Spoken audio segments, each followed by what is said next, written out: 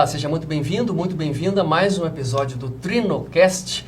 Hoje nós temos um programa falando sobre transição energética e sustentabilidade no Rio Grande do Sul, e para discorrermos sobre esse tema importantíssimo, nós temos três convidados aqui comigo na mesa.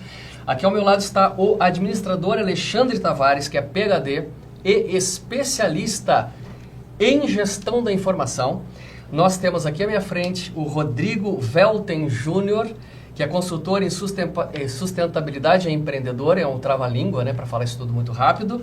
E nós temos aqui, um pouco a mais à minha direita, o Rodrigo Conradi, diretor do ICLEI. Sejam todos muito bem-vindos.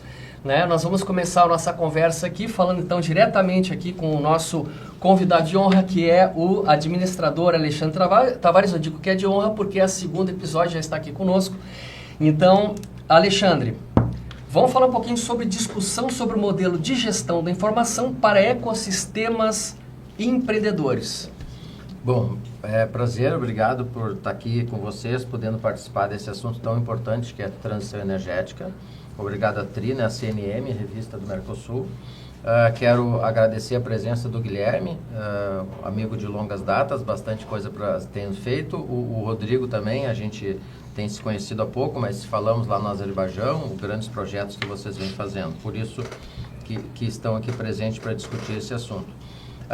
Referente a essa questão da gestão da informação, é bem importante na transição energética, porque hoje, no Brasil, e se falando um pouco de ecossistemas, no Brasil existe muitos ecossistemas, mas muito focado na tríplice hélice. O que é a tríplice hélice? É focado nas instituições de ensino, as universidades, enfim, as empresas, que são as patrocinadoras em pesquisas, enfim, e o governo. Isso tem sido, assim, meio que unânime no Brasil inteiro, esse modelo de ecossistemas. Eu tenho buscado bastante pesquisas e, enfim, publicações nacionais e internacionais sobre ecossistemas, e a gente notou um pouco aqui no Brasil que a quarta hélice, que é a sociedade civil, ela está pouco inserida nesses ecossistemas. Por que a gestão da informação é importante na área da transição energética? O nome das empresas, essa semana eu tenho reuniões importantíssimas com a transição, com um produto para substituir o plástico. E um outro produto que é fantástico, que eu ainda não vou citar o nome, porque por proteção, enfim, de patente, enfim, está surgindo para substituir esses derivativos do petróleo. Então, no momento que a gente tiver a gestão da informação compartilhada nas 4 hélices, e aí vamos voltar aqui para o Rio Grande do Sul, nós temos condições plenas de trazer mais empresas para cá, produzir mais, aumentar o PIB do Rio Grande do Sul, e a partir daí a gente ser mais sustentáveis.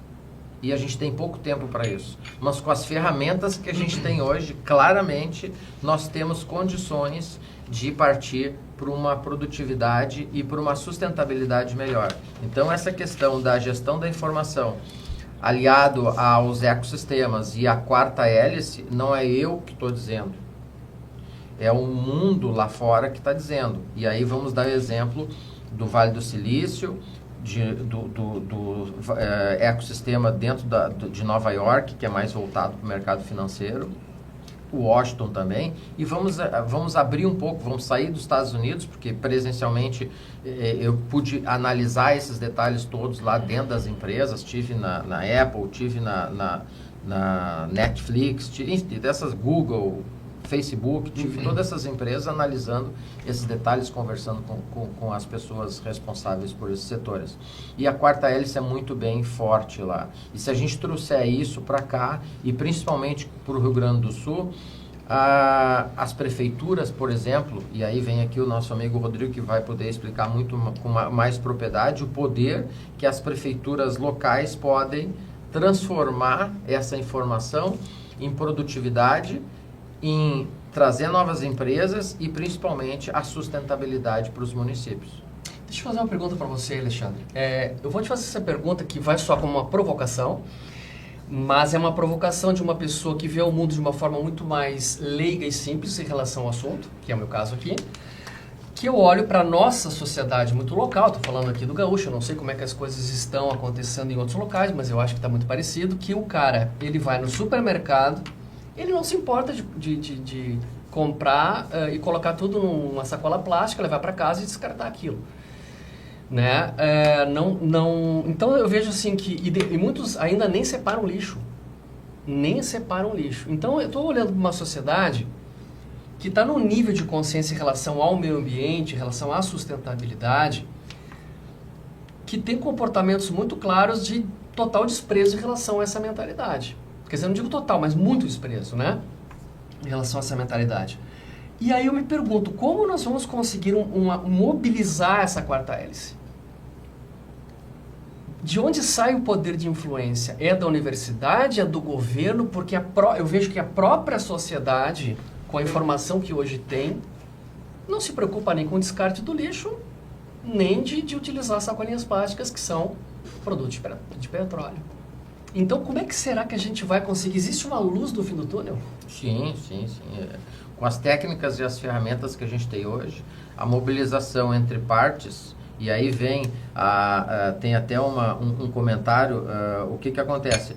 No momento que as partes se unirem, tem ferramentas para dar o próximo passo. Aí tu diz, mas as pessoas sabem, têm a informação e não fazem uso no supermercado a saquinho plástico, enfim. Sim. Tá chegando o momento que a ESG, por exemplo, ela vai ser o cartão de visita das empresas. Então as pessoas vão poder dizer assim, a tua empresa tem lá o selinho da ESG? Tem, então eu vou consumir na tua empresa. Pois é, mas como nós chegamos nesse ponto? Eu sei que é uma pergunta extremamente complexa aqui, né? Talvez a gente nem tenha uma resposta imediata para isso, mas pensando nessa quarta hélice, a minha maior questão, minha provocação é pensar como que a gente vai conseguir dar este passo, fazer esse processo. Eu vou te dar é bem importante isso. Porque, eu vou te dar um em exemplo alguns países, se isso já aconteceu, a gente deve ter um caminho mais ou menos percorrido para que se chegue a esse ponto. Vou te dar um exemplo prático. Com o aumento da temperatura global, se aumentar mais 0,5%, a Amazônia vai começar a se debretar sozinha. Certo. Isso é um número muito pequeno de pessoas que sabem. Aconteceu aqui no Rio Grande do Sul uma questão da enchente e do problema climático que teve aqui. A mídia e todo mundo se mobilizou e jogou essa informação para cima. A primeira coisa que foi feito, o que foi?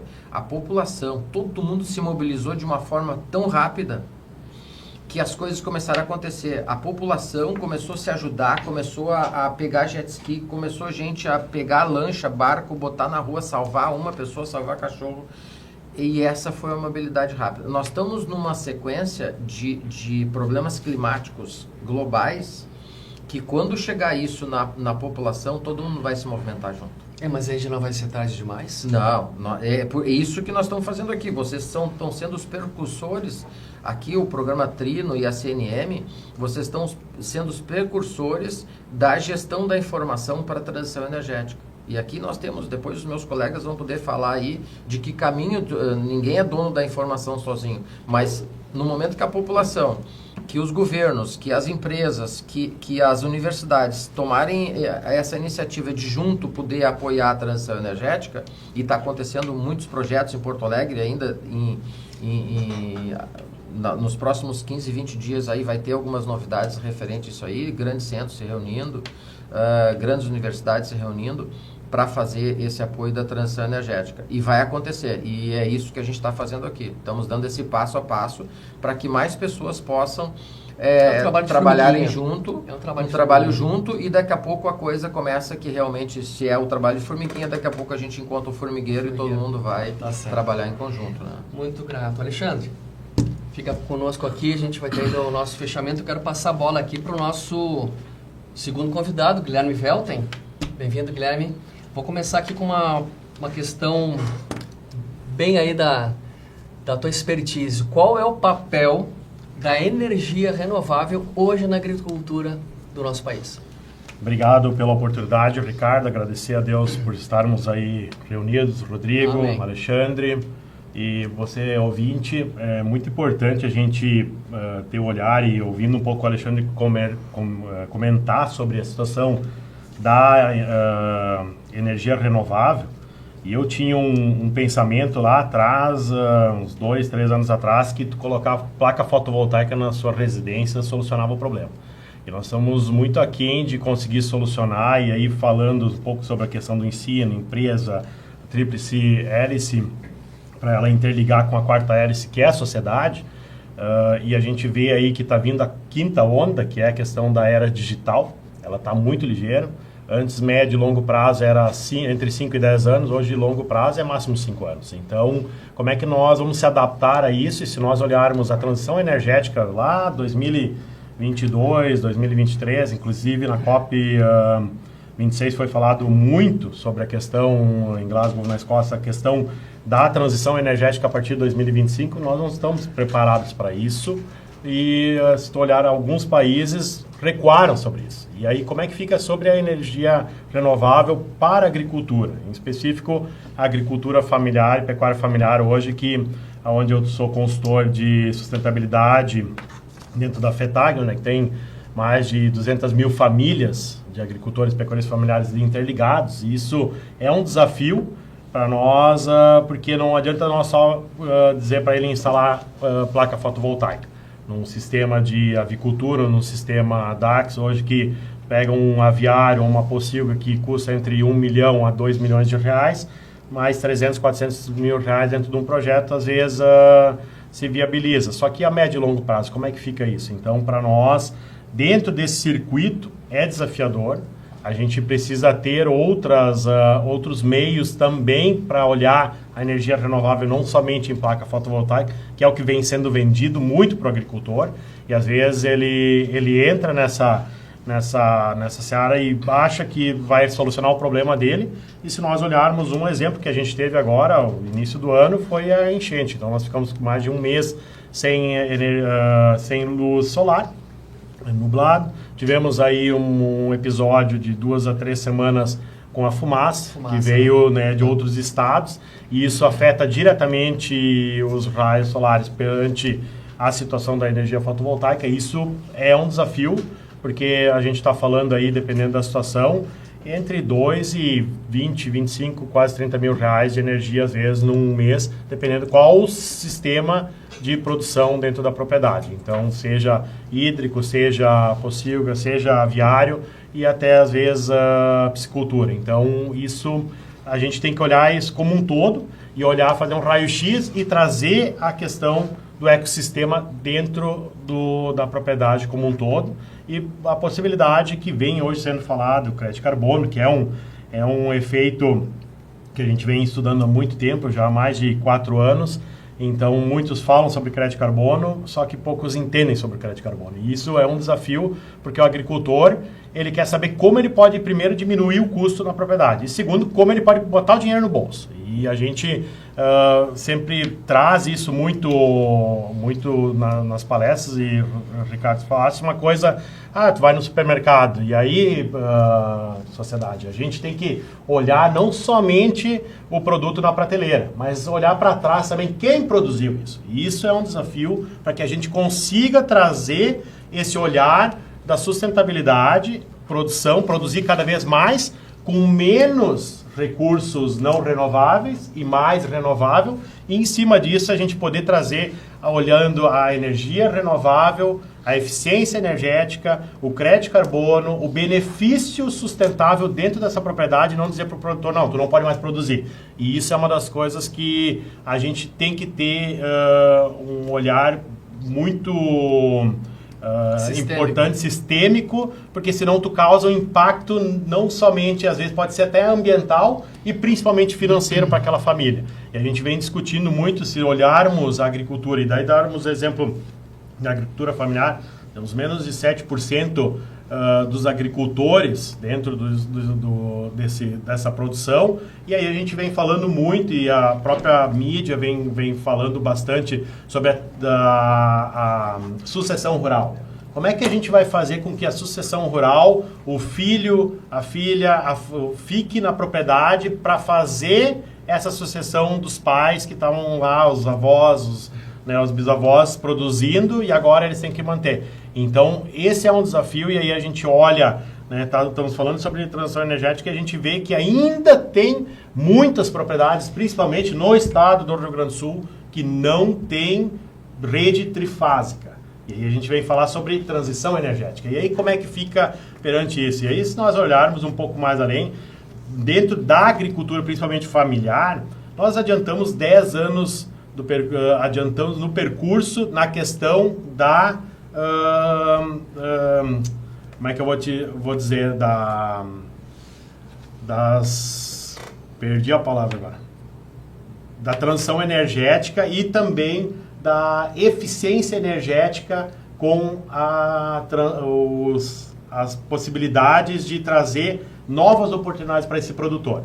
E isso dentro desse percurso que a gente olha de produção, ele pode ser vantajoso para o produtor e ao mesmo tempo ele pode causar um ônus. E aí se nós olharmos hoje a GD, que é a geração direta do produtor, muitos produtores não estão conseguindo fazer a instalação da sua energia fotovoltaica lá, porque a concessionária não está permitindo interligar. E como é que fica isso? E aí o incentivo entre 2022, 2023 e 2024 para que diminua a questão da energia não renovável para a energia renovável, fica um desafio em cima disso. E aí, se tu olhar, principalmente no crédito carbono, vamos instalar energia fotovoltaica, o excedente tu vai poder vender, e é isso que estava sendo vendido para o produtor. Produtor, você que está assistindo, não caia nas falácias, porque hoje tu tem que ter o projeto viabilizado para que ele consiga ter a rentabilidade, diminuição de custo e ao mesmo tempo a sustentabilidade na propriedade, que é o que vem sendo falado em nível mundial. Esse é um desafio, e aí a gente vem conversando, inclusive tivemos a oportunidade na Expo Inter de conversar um pouco com o Rodrigo, né, juntamente com o governo do estado, através da secretária Marjorie, excelente profissional, que está fazendo um belo trabalho junto à Secretaria de Meio Ambiente, e isso traz um pouco de segurança para que a gente consiga olhar a propriedade como um todo, olhar a situação das empresas, ver como o ensino pode se inserir nisso, e a gente teve um desafio aí, olhando então um pouco sobre a questão da energia renovável perante um projeto que a gente está fazendo de mestrado. Tivemos vários desafios. Nós pegamos bem na época que deu as enchentes. E aí, como é que tu faz a transição energética e o estado do Rio Grande do Sul, os outros demais estados e o Brasil como um todo, estava se caminhando para a transição energética 2025 e simplesmente deu uma recuada perante alguns projetos, mas outros estão avançando muito ligeiro. Então, a gente tem que ver o que tem de oportunidade, sentarmos todos na mesma mesa e conseguir viabilizar para cada situação, ter a possibilidade de viabilizar esse ponto, Guilherme, você estava falando, enquanto você estava apresentando todas as suas ideias, eu estava me lembrando de um conceito interessante, um livro lá que é o famoso Quinta Disciplina do Peter Senge, né? Que fala as organizações que aprendem com isso e tal. Então, vendo assim, o tamanho da complexidade de todas as partes envolvidas para que aconteça de fato essa transição, né? Então, são muitas partes envolvidas. Eu lembrei de um conceito interessante que ele fala lá no livro, que é o famoso consertos que estragam, né? É quando a gente tenta consertar alguma coisa, é um problema complexo, usando uma solução fácil, digamos, né? É um conceito bastante conhecido lá. Então, vendo você falar, eu fiquei pensando, será que todas essas partes envolvidas para a solução dessa transição, porque a gente tem a questão aí da sociedade está envolvida, a pesquisa está envolvida, o governo está envolvido, né, as empresas estarem envolvidas. Quem que eu não falei? Eu falei todos? Não, todos quatro. Foram todos quatro. A questão que a gente tem aqui para solucionar e para que aconteça isso tudo é uma questão muito sistêmica e que demanda um esforço muito coordenado de todas essas partes. Hoje, na tua visão, o que de fato está acontecendo para que essas partes embarquem nessa coordenação? Boa colocação. Primeiramente, a gente tem que, olhando nessa a quarta tríplice, né, a hélice como um todo, a gente tem que ter noção que cada um trabalha numa sistemática. E para te conseguir viabilizar e conseguir ter a sinergia. E sincronizar todas as partes. Aí pega a parte da empresa, é uma situação, sociedade é uma situação, ensino é outra, governo é outra, e aí nós temos ainda a produção como um todo. E a gente teve a gente sentiu isso nas enchentes agora muito forte, e com a situação de ter simplesmente parado tudo, porque nós não conseguia transitar, e a produção tendo que ser escoada, e aí se nós olharmos a produção da proteína animal, principalmente, a ração que tem que chegar, né, até a propriedade, e aí da propriedade sair os animais prontos para o abate, é um desafio enorme. E aí, em cima disso, a gente tem que olhar toda esse arcabouço para que a gente consiga viabilizar, para conseguir fazer com que haja toda uma sistemática em cima de uma produção,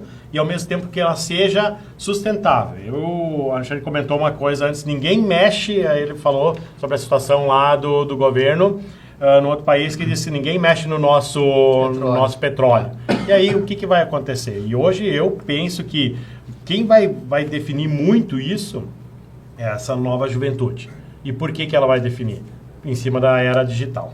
Então, o desafio maior, e nós não estamos preparados 100% para a era digital. E aí, a gente conversando com alguns empresários, disseram, olha, Guilherme, nós fizemos uma mudança drástica, 2022, 2023, nossa empresa, para digitalizar algumas coisas. O que nós fizemos lá, a gente vai ter que alterar tudo novamente, porque já mudou para outras ações muito mais eficientes, que é através da inteligência artificial, que eles não tinham incluído. E quem não inclui inteligência artificial, e ela já está aí, então está fora do mercado. Então nós temos que, e muitas, às vezes a gente fica naquela situação, nós não vamos fazer, alguém vai fazer. Então nós temos que estar ciente disso, nós temos que ver como nós vamos fazer e como nós vamos trazer essa oportunidade. E eu vejo dentro desse processo como um todo, às vezes não dá para generalizar, mas os oportunistas de plantão que fazem que a gente não tem como barrar, mas a gente tem que minimizar para que não hajam impactos, seja na produção primária, seja na produção secundária e na terciária. Então, dentro desse processo como um todo, a gente tem que avançar em cima da eficiência energética, sim, mas a gente tem que também olhar que a produção, tanto da agricultura e pecuária familiar, seja patronal, seja independente, seja empresa, ela vai ter que estar interligada. E uma das coisas que a gente, que foi comentado há pouco também, viu que a sociedade se juntou para que a coisa acontecesse. Então, isso é um ponto positivo. A gente sabe que a produção ela precisa ser cada vez mais, a gente olhando até 2030, ela está aí. Nós vamos ter 1 bilhão a mais de pessoas no Brasil. E como é que nós vamos conseguir sanar são muitos problemas. A gente tendo que ter a questão da eficiência energética, a questão da água e a questão da luz como um todo, para conseguir produzir mais alimentos e tendo menos, e o desafio daí, Rodrigo, nesse contexto como um todo, o agricultor como é que fica nessa situação? E aí a gente sabe, né? Faça frio, faça sol, faça chuva, seja quente, e estamos entrando novamente em mais uma estiagem, infelizmente, e há 4, 5, 6 meses atrás nós tínhamos água em abundância que, né, devastou aí uma boa parte do nosso estado, e é um desafio. E aí nós olharmos, a gente está de novo, e o que a gente fez? O que a gente está fazendo? O que a gente vai fazer? E não é só a agricultura, a gente tem que olhar como um todo, porque isso pesa na balança da sociedade como um todo. Isso pega dos empresários, pega dos agricultores. Me permite só fazer uma colocação. A transição energética ela vai realmente profundamente no detalhe, e poucas pessoas veem essa transição. Mas é transição sobre energia elétrica, que a maioria das pessoas falam em transição energética e falam só da energia elétrica. Mas deixa eu te fazer uma pergunta, Guilherme. Eu não vou citar, mas eu vou em supermercados diferentes, né? E eu vejo, quando eu vou comprar o produto, eu vejo de onde de onde que vem, enfim, né? E aí eu vejo, no supermercado que eu vou, que o melão vem do norte do Brasil, tá? O melão vem dentro de um pote plástico, tá?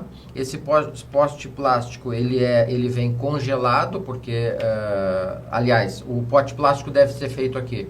Mas vamos só primeiro, o melão vem de lá do norte do Brasil. Do norte do Brasil. Ele atravessa o país inteiro. Ele deve vir de caminhão, porque de avião se tornaria muito caro o próprio melão. Ele atravessa o Brasil de caminhão, que é usado o pneu, que vem do petróleo, que vem o óleo diesel, que é petróleo, e todas as configurações de transporte, de manutenção de estradas, que é petróleo, enfim, toda a circulação que é só para chegar o melão aqui. Nós temos condições aqui no Rio Grande do Sul de plantar melão para vender para os supermercados? Isso é uma das coisas bem desafiadoras, e aí olhando um pouco em cima das culturas, tem situações que a gente não consegue. Então, hoje vamos dar um exemplo que já está se falando da possibilidade de produção em algumas regiões do estado do Rio Grande do Sul ser uma das produtoras principais de café. Então, a gente vê que as culturas elas não se adaptam em qualquer região. E esse é um desafio. E aí, essa conta vai pegar diretamente. Aí tu falou, né? Pneu, combustível, quem é que paga essa conta? E aí nós estamos falando sobre transição energética, eficiência energética. E eficiência energética, novamente, não é só a energia elétrica, é como um todo. E quem vai pagar isso lá, no final, é o consumidor. Então, infelizmente... Para botar pouquinho mais de pimenta no negócio, o Japão produz tomate, por exemplo, em prédios para baixo da terra, né? Vertical. E aí tem ar-condicionado, produz tomate, enfim. Será que a gente não tem essa tecnologia para produzir melão aqui dessa forma? Porque aqui, de repente, o melão precisa de mais sol, precisa de um calor, de uma temperatura mais quente. Será que a gente não consegue Será que a gente não consegue não comer melão, talvez? Né? Quem sabe? É uma possibilidade. Hoje... Fica para a inteligência artificial achar de que forma que a gente pode plantar melão aqui e não vir. Aí o consumidor vai dizer, eu vou estar consumindo um produto aqui do Estado, vou estar gerando emprego aqui, vou estar gerando renda aqui, vou estar gerando novas empresas aqui, trazendo novas tecnologias, inovação está aí. Mas, Alexandre, já que a gente está no ponto do melão que nós estamos conversando, acho que esse é um desses temas. Acho que o Ricardo faz uma observação que é uma ótima provocação. Realmente, nós estamos aqui concentrados, estamos aqui na cidade de Porto Alegre.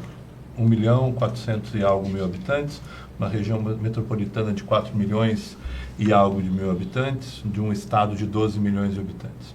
Dentro desse recorte todo, qual a necessidade que nós temos em ter na maior rede de supermercados da região metropolitana 5 diferentes tipos de melão, onde 2 daqui a pouco são produzidos aqui no estado, onde o pêssego é produzido aqui em Porto Alegre. Temos o benefício de ter uma produção de pêssego, né? O pêssego da Vila Nova é uma característica, inclusive, da cidade, dessa construção de um fruto identitário, assim como nós temos em tantas regiões do estado, né? Nós temos a produção. Quando eu olho no supermercado e vejo, eu sou do sul do estado, e vejo que o pêssego vem de Rio Grande ou de Pelotas, que são a minha região, eu digo, nossa, que legal, eu vou consumir algo que é da minha região. Esse tipo de desenho, e aí quando a gente chega e diz, mas eu quero comer a minha cereja fresca, então eu exijo que ela venha do Chile a qualquer momento do ano.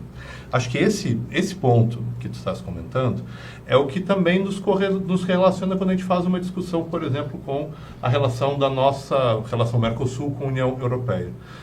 Eles querem poder fazer a compra do melão deles também todo ano, e nós queremos poder vender o melão brasileiro que vá para lá e não fique competindo com o melão de Guadalupe da forma como ele compete. Ok, mas será que quando a gente pensa, e aí, claro, eu sou o cara da cidade, então meu foco é em cidade, será que quando a gente pensa no nosso espaço de cidade, a gente não tem que pensar que o que a gente tem que estar promovendo é o fruto da estação, feito em esteio, feito aqui em Estrela, feito num recorte de 200 quilômetros, em que a gente vai ter uma multiplicidade, diversidade de produção, que a FETAG, se a gente recorta só a produção familiar nos 200 quilômetros no entorno de Porto Alegre, não dá para alimentar muito bem essa cidade com tanta diversidade?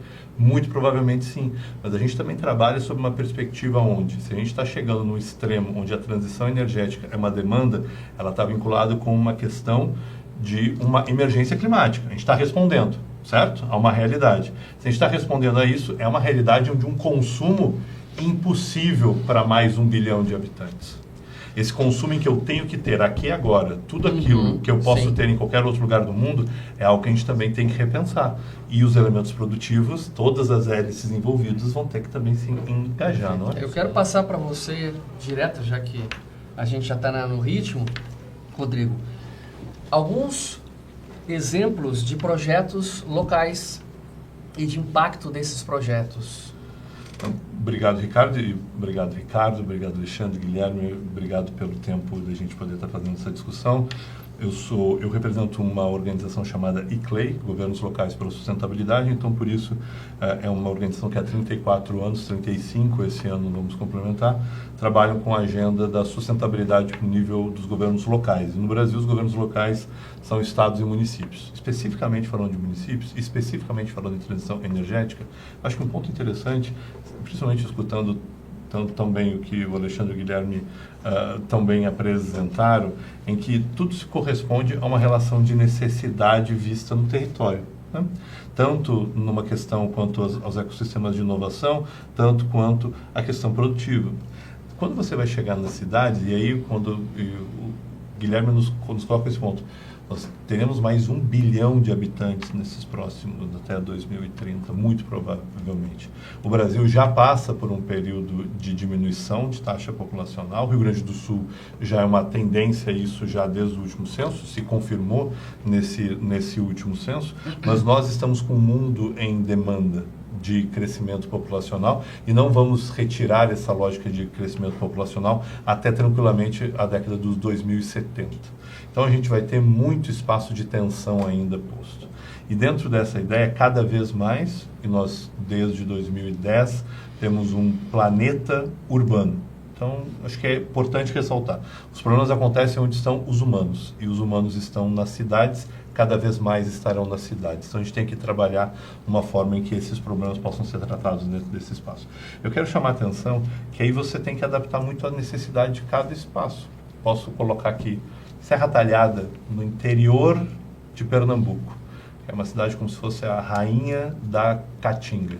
É claro que numa cidade que tem um dos maiores índices de incidência solar do mundo, você vai fazer uma saída conectada com produção fotovoltaica, você tem uma relação de retorno onde você realmente faz com que, e ela foi uma cidade muito inovadora, tem uma sequência já de administrações muito responsáveis por um engajamento dessa ideia que você pode fazer investimento na área de transição energética junto com municípios que não são município capital. Quer fazer nas cidades capitais, onde muitas vezes, e eu falo isso porque a minha organização faz isso, a gente tenta ir atrás de recursos, inclusive internacional, para fazer esses pilotos, que são essa espécie de a demonstração, a prova de que vale a pena fazer esse tipo de projeto. Ele pode ter, eu vou inclusive falar de uns 2 deles aqui em Porto Alegre, para poder correlacionar como isso faz sentido.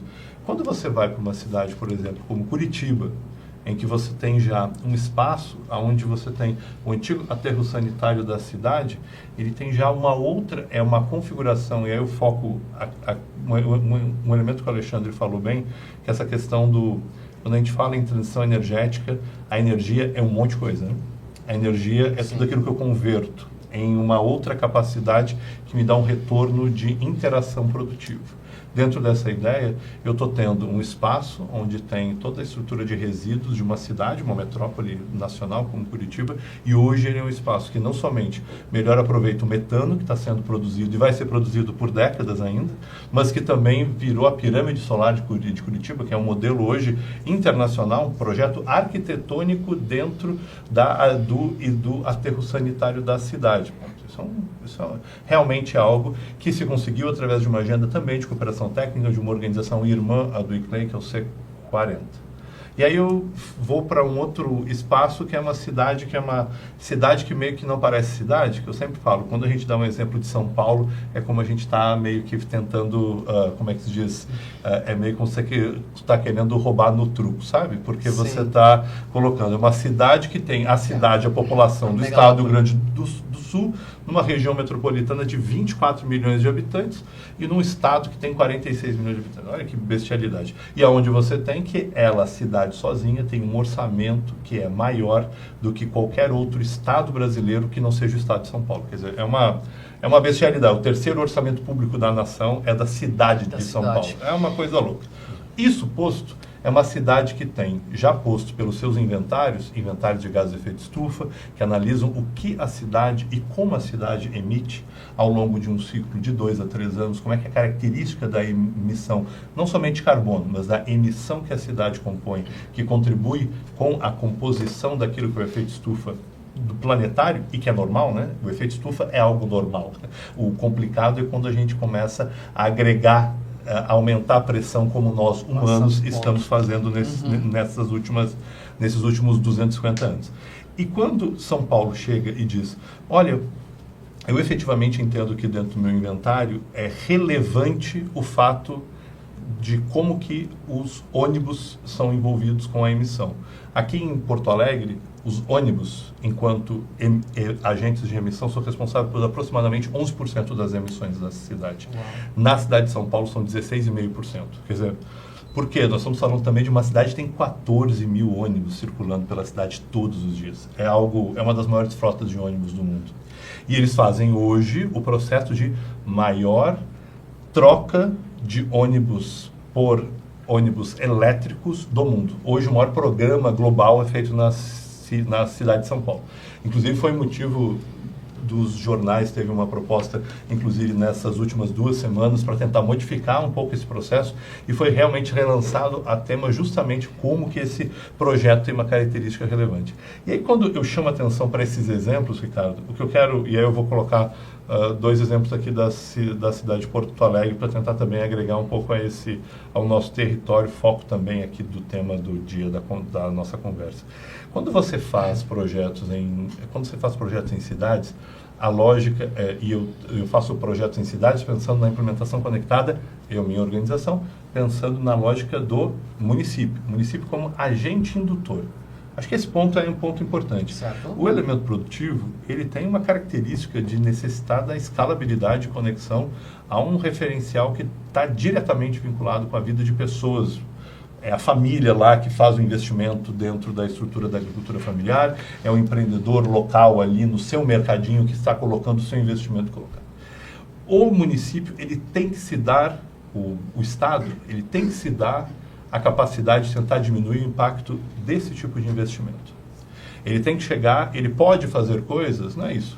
Vale dos Silícios do Vale do Silício, não vamos nos esquecer, parte fundamental do recurso posto ali, é claro que os venture capitals são uma característica predominante hoje, mas não vamos esquecer que os contratos das universidades com os governos americanos ao longo de 40 anos foram fundamentais para que você pudesse ter a característica inovadora daquela região fomentada. Quer dizer, você tem espaços de indução, e espaços de indução no nível municipal, eles podem estar muito adstritos das suas capacidades. Veja, por exemplo, o fato que você tem hoje em Porto Alegre um programa nas estruturas municipais de transição energética das escolas, muito conectado com um investimento que foi feito junto com o ICLEI e com o Google para pilotar a maneira como seria mais eficiente a utilização de placas fotovoltaicas em prédios públicos do município de Porto Alegre. Foi feito um investimento, foi feita uma ação em que esse piloto, conectado com a questão do aproveitamento de resíduos orgânicos para a questão de produção de gás metano para utilização dentro das próprias cozinhas das escolas, pode ser bem executado. De igual forma, você também tem exemplos onde você tenta induzir a estrutura produtiva para que seja mais conectada e apta a trabalhar junto com o município. Aí eu falo de um programa que nós fazemos junto. Esse programa inicial foi feito junto com a Secretaria do Meio Ambiente e Secretaria de Educação do município de Porto Alegre. E eu coloco agora um outro que foi feito junto com a Secretaria de Inovação, que é o fato que nós fizemos 2 rodadas já de um programa chamado Clean Innovation, que trabalha com a área de startups e os elementos inicialmente na área de food tech, né, que foi uma agenda que nós trabalhamos muito com a questão da reutilização e qualificação de resíduos para a melhor utilização de ações inovadoras que pudessem ser aproveitados pelos municípios. E por que isso? Porque quem é o maior produtor de resíduos hoje no Brasil sempre ou você tem inicialmente a indústria e depois secundariamente as cidades.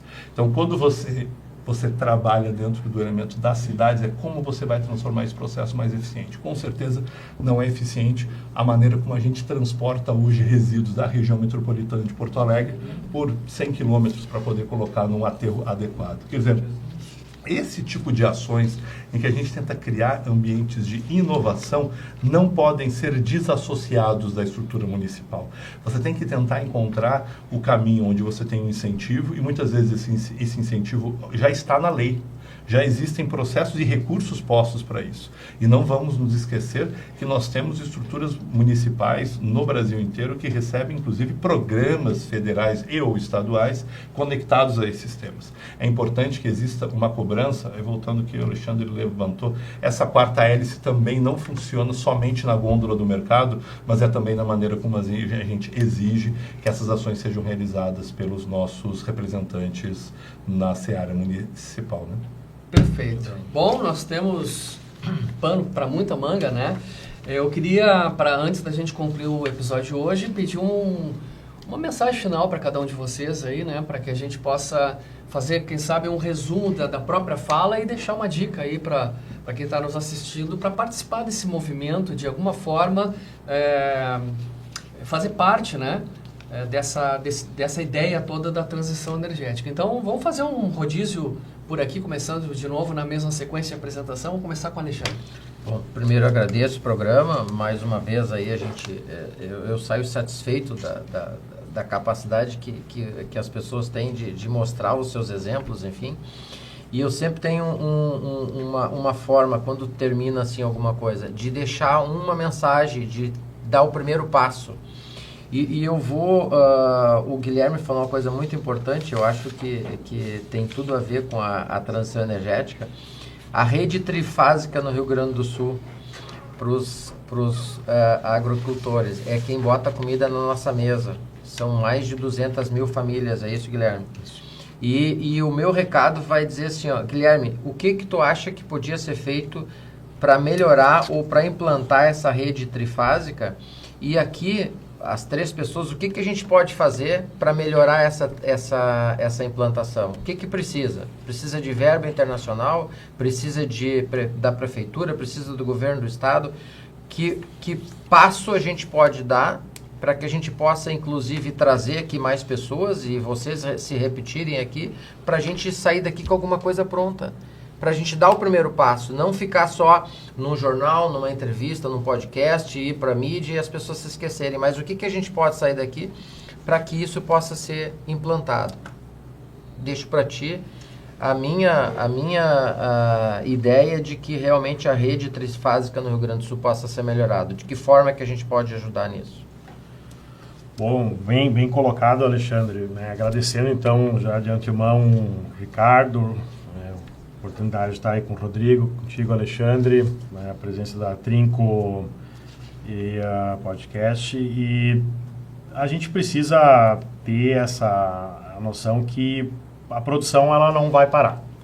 Ela vai cada vez ser mais produtiva. Uma das coisas que tu levantasse antes, como é que a gente consegue produzir mais com menos, talvez numa possibilidade de produção vertical, né, não somente horizontal. Mas aí fica um desafio, tá? E a produção de grãos. É um desafio que a gente tem, mas nesse contexto, a energia trifásica, eu vou um pouco mais além, que é a era digital. A gente fala tanto da era digital e se nós olharmos a situação, vamos dar um exemplo, muitos questionam que a FETAG sempre foi contra a questão da nota fiscal eletrônica. Não, a FETAG não foi contra a nota fiscal eletrônica, ela foi cautelar e diligente perante a agricultura familiar lá na ponta, em defesa do agricultor e pecuarista familiar, porque se nós olharmos hoje, nós pode ter certeza que nós temos mais de 40% ainda de agricultores que não têm internet no campo. E aí tu imagina a situação, e isso é um dado, né, que a gente precisa trazer. E o Rodrigo trouxe um ponto muito importante. A gente tem muito projeto. Só que, e a secretária, novamente a secretária Marjorie, ela traz, a gente não sabe às vezes vender o nosso peixe. Então isso é uma das coisas que a gente precisa trazer, esses projetos que estão lá na ponta, estão sendo executados. A FETAG tem vários projetos, dá um exemplo até convido você, sociedade, estão nos assistindo. Projeto de biomas, temos um projeto extremamente importante. Estamos trabalhando desde 2018 nesse projeto. Já beneficiamos mais de 1.000 famílias. Mas perante, aí dá só uma correção, Alexandre. Nós temos hoje mais de 350.000 famílias no estado do Rio Grande do Sul da agricultura familiar, fora o patronal, independentes e tudo mais, mas a FETAG, né, atinge aí, através dos nossos regionais, 23 regionais, sindicatos de trabalhadores rurais, mais de 314 municípios, abrangendo aí quase 430 municípios no total. Com as extensões de base, nós atingimos 200.000 famílias ligadas à federação. Então, nós temos esse desafio, sim. Muita coisa já está sendo feita. O governo do estado tem olhado para isso, né? O governo federal também. E a FETAG deixar bem claro, através da nossa diretoria, através do nosso presidente Carlos Joel da Silva, ele sempre preza para nós trabalharmos. O nosso partido é o Partido da Agricultura e Pecuária Familiar. Nós somos apartidários, isso é uma das coisas que a gente precisa prezar, porque a gente tem que olhar para todos os agricultores que estão interligados à federação. E isso é importante, e esses projetos, muitas coisas já estão sendo feitas, muitas coisas foram cobradas, está sendo atendida, tem muitas coisas para atender ainda. Nós sabemos desse desafio da energia elétrica lá, trifásica, a rede trifásica é um problema, e a gente vê nos últimos dias alguns relatos que o pessoal tenta implementar GD, geração direta lá, através de uma energia fotovoltaica, ela não consegue, né, para diminuir o custo, porque se tu olhar hoje um aviário, como eu falei antes, e uma possível, o custo de energia, consumo é muito alto. E aí a sobra, infelizmente, o agricultor e pecuarista familiar é o único que não bota, né, preço no seu produto. E quem bota é lá na ponta no mercado. Então isso é uma das coisas que a gente precisa mudar também. A gente vem trabalhando muito isso. Mas uma das coisas que o Rodrigo comentou, mas vem coisa de fora. Só que se nós olharmos hoje, tem uma das empresas, uma das maiores empresas que produz a melhor carne de ovino, né, é vendida no Rio de Janeiro. Só que a carne de ovina, ela vem da onde? Ela vem dos campos do sul. Então, da fronteira, as melhores carnes aí, né, ovinas, ela é vendida para fora. A gente às vezes não precisa se regrar para vender o nosso produto melhor, a gente mostrar o que a gente tem. E pode ter certeza que o agricultor e pecuarista familiar lá na ponta, ele está olhando para isso, e às vezes, mas ele é o único que polui, o único que contamina, é o que mais devasta. Não, ele não é o único que faz isso, e pode ter certeza, nós não podemos generalizar. Às vezes acontece, mas muitas vezes mas tem que desmatar, tem que cortar um mato, tem que fazer aumento de produção. Por quê? Porque isso pega diretamente na produção. Ele às vezes nem consegue colocar esse dinheiro que ele vai produzir a mais no bolso, e sim no custo de produção. E esse é o maior desafio que a gente tem, não é numa única cultura. Em todas as culturas, a gente precisa olhar isso como um todo. Obrigado pela oportunidade, fico à disposição, temos muito assunto ainda a dialogar e contribuir aí, gratidão aí. Obrigado, Guilherme. Vamos, Rodrigo, aí as suas palavras de conclusão. Uma vez mais agradecer Ricardo, agradecer Alexandre pelo convite, agradecer Guilherme pela troca aqui uma vez mais. E acho que o primeiro ponto, compram produtos da produção familiar do Rio Grande do Sul, né? Esse acho que se eu posso fazer uma observação, façam isso. Acho que esse quanto mais local nós produzirmos, quanto mais nós beneficiarmos as pessoas que põem a comida na nossa mesa, melhor vai ser a nossa vida, a nossa saúde e a nossa condição de estarmos juntos com os nossos co-irmãos. Acho que eu chamo a atenção de um ponto claro na questão das cidades. Eu vou me ater à minha observação principal, ficar o seguinte: eu sempre chamo, nós estamos agora, dia 1º de janeiro, entrar os novos prefeitos no Brasil inteiro, nos mais de 5.570 municípios do Brasil, inclusive todos os nossos 479 aqui no Rio Grande do Sul. De todos esses, eu sempre chamo a atenção, a eleição de verdade, o processo eleitoral se finaliza não agora, dia 1º de janeiro. Ele finaliza quando o prefeito e a prefeita aprovou na Câmara de Vereadores o seu plano plurianual, sempre no final do primeiro semestre do primeiro ano de mandato. É nesse momento que você vai poder consolidar aquilo que estrategicamente vai identificar quais são as prioridades e as capacidades dessa administração. Então eu chamo a atenção para que o cidadão olhe para o seu município, não deixe o processo eleitoral. O processo eleitoral, graças a Deus, ele não é algo que acontece a cada 4 em 4 anos.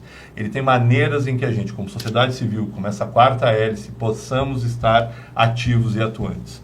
Um deles, e um dos principais, é a pressão que existe agora entre um projeto de lei que sai do executivo, vai para o legislativo e passa por um processo de validação do legislativo. O seu vereador, a sua vereadora, vai votar em um plano plurianual para o seu município. Faça questão que ele possa corresponder de que ações estratégicas que sejam, inclusive chama atenção a questão da transição energética, eficiência energética posta no seu município, seja uma prioridade. E a única prioridade que você tem quando você está numa organização pública é a prioridade que tem orçamento. Então, se não tiver uma rubrica orçamentária, não vai ser executado. Não importa as belas palavras do prefeito ou da prefeita. Perfeito. Alexandre, Guilherme, Rodrigo, gratíssimo pela presença, e para você que nos acompanhou até agora, um forte abraço e até o nosso próximo episódio do TrinoCast. Tchau, até lá!